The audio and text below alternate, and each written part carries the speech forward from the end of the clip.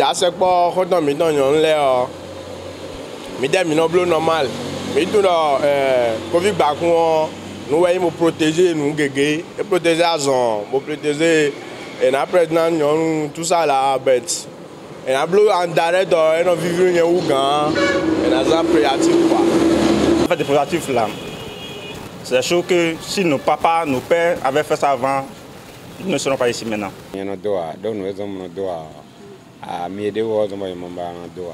Acidez resarmi en machine de créative non mais et mi honton bon mais là on y a damé là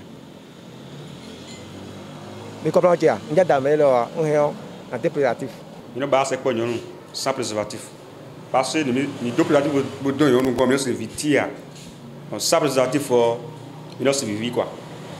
C'est une nécessité de porter des préservatifs avant la sexualité. Je dirais oui d'abord. Si vous avez un ou une partenaire dont vous ne connaissez pas vraiment le passé sexuel, non. Si vous avez une ou un partenaire que vous connaissez très bien, que vous maîtrisez très bien, dont vous connaissez le passé sexuel. Donc ça dépend. Alors, le préservatif, on l'utilise souvent pour deux raisons, pour deux grandes raisons. La première, éviter les grossesses qu'on ne désire pas. C'est très important d'éviter les grossesses en mettant le préservatif parce que quand vous faites une grossesse que vous ne désirez pas et vous vous mettez à faire une méthode abortive, il peut y avoir des complications pouvant aller jusqu'au décès. Donc, la première chose, c'est que vous pouvez éviter les grossesses non désirées.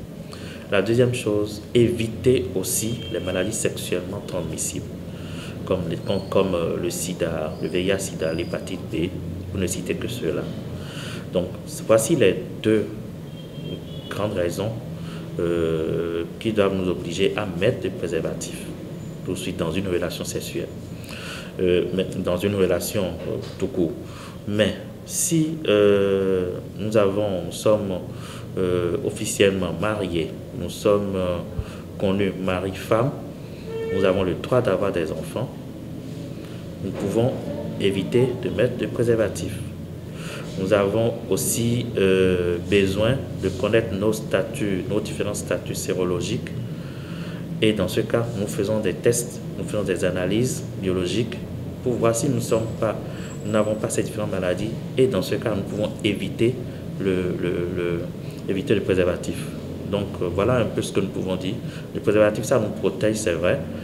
Mais quand nous sommes d'accord pour vivre sous un même toit, nous sommes bien obligés de l'éviter. Et pour l'éviter, il y a des dispositions à prendre. Il faut que la jeunesse prenne ces dispositions. Il ne faut pas se précipiter sur le sexe.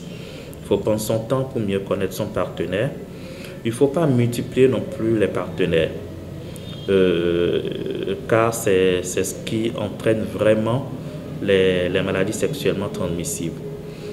Chez la femme, ces maladies sexuellement transmissibles mal traitées ou qui surviennent de façon répétitive peuvent entraîner ce qu'on appelle le cancer du col de l'utérus. Et là, c'est très mauvais plus tard. Donc, et de plus en plus, ces cancers apparaissent à l'âge jeune. Déjà, même à moins de 50 ans, nous voyons des femmes qui ont un cancer du col de l'utérus, ce qui n'est pas normal. Cela voudra dire que la jeunesse a été très mouvementée en activité sexuelle et on ne s'en rendait pas compte et là, on ramasse les pots cassés. Il faut exiger le préservatif pour éviter les grossesses non désirées et les maladies sexuellement transmissibles. Et les jeunes femmes doivent prioriser les méthodes de contraception. Il y en a différentes sortes de méthodes de contraception. Il y a le stérilet ou dispositif intra-utérin. Il y a le Jadel, que nous appelons souvent implant. Il y a la méthode du collier. Il y a les comprimés.